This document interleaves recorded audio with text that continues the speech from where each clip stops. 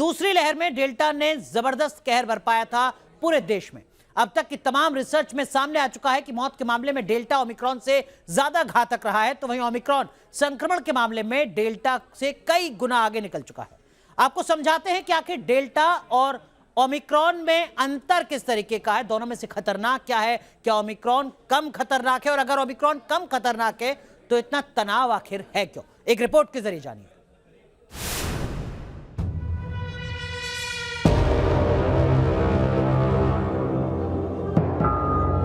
Delta, जिसने देश और दुनिया में लाखों लोगों को मौत की नींद सुलाया, दूसरी लहर में डेल्टा के कहर से दुनिया करहा उठी थी।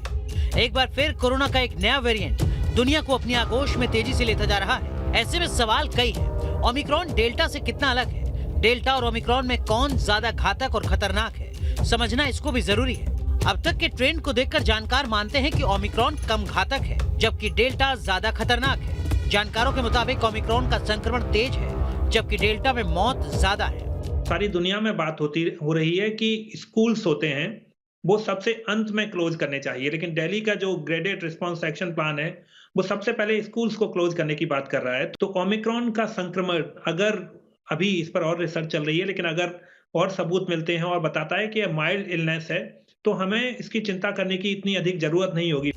इतना ही नहीं, डेल्टा और ओमिक्रॉन का तुलनात्मक अध्ययन करें तो हॉस्पिटलाइजेशन यानी अस्पताल में भर्ती होने के मामले में डेल्टा ओमिक्रॉन से ज्यादा घातक था।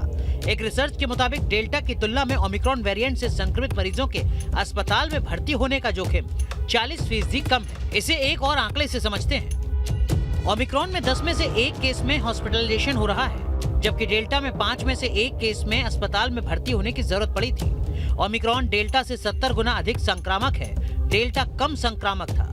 ओमिक्रॉन अब तक का सबसे तेज संक्रामक वेरिएंट बताया जा रहा है, डेल्टा इसके मुकाबले में कम संक्रामक था।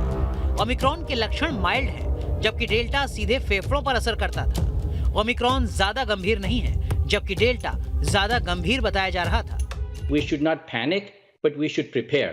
अगर अपन प्रिपेयर करेंगे तो इवन माइल्डर केसेस आए तो अपन उसको मैनेज कर सकते हैं। अगर आपको सिम्टम्स कम हो, आपको सर्दी जुकाम के सिम्टम्स हो रहे हो, आपको इवन बुखार आ रहा हो, पर आपको ऑक्सीजन ठीक है, तो आप अस्पताल मत जाइए। अपन को ऑक्सीजन की जब जरूरत पड़े तभी हॉस्पिटल जाना चाहिए। आंकड़े, रिसर्च और ट्रेंड से साफ है कि ओमिक्रॉन ने संक्रमण के मामले में अब तक सारे कोरोना वेरिएंट्स को पीछे छोड़ दिया है। लेकिन अच्छा संकेत ये कि मौत के मामले में ये डेल्टा और बाकी वेरिएंट से कहीं पीछे है। Team news nation. तो ओमिक्रॉन को जानकार डेल्टा के मुकाबले कम घातक बता रहे हैं, फिर आखिर इसको लेकर अफरा तफरी क्यों है? क्या ओमिक्रॉन केसेस को लेकर रणनीति में कुछ कमी है? क्या जल्दबाजी में कुछ सख्त कदम उठाए जा रहे हैं? अगर आपके जहन में यह सवाल है तो अगली रिपोर्ट जरूर देखिए।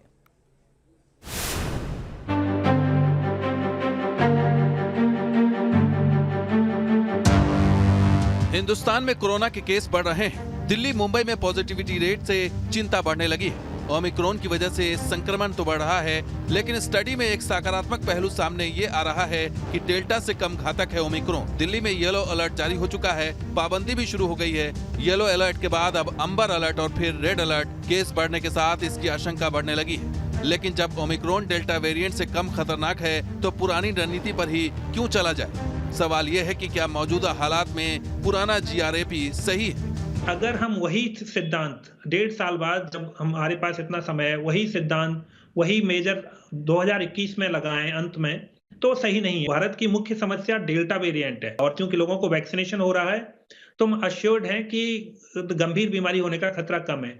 तो 800 केसेज ओमिक्रॉन के पर अधिक चिंता दर्शाई जा रही है, बजाय 2 या 2.5 लाख केस जो डेल्टा वेरिएंट की वजह से हो रहे हैं। डेल्टा के मुकाबले ओमिक्रॉन में मोर्टेलिटी रेट कम है, हॉस्पिटलाइजेशन भी कम है। ऐसे में सवाल है कि हिंदुस्तान में जो रणनीति फॉलो की जा रही है, कहीं वो ओवर रिएक्शन तो नहीं है? आपको सर्दी जुकाम के सिम्टम्स हो रहे हो, आपको इवन बुखार आ रहा हो, पर आपको ऑक्सीजन ठीक है, तो आप अस्पताल मत जाइए।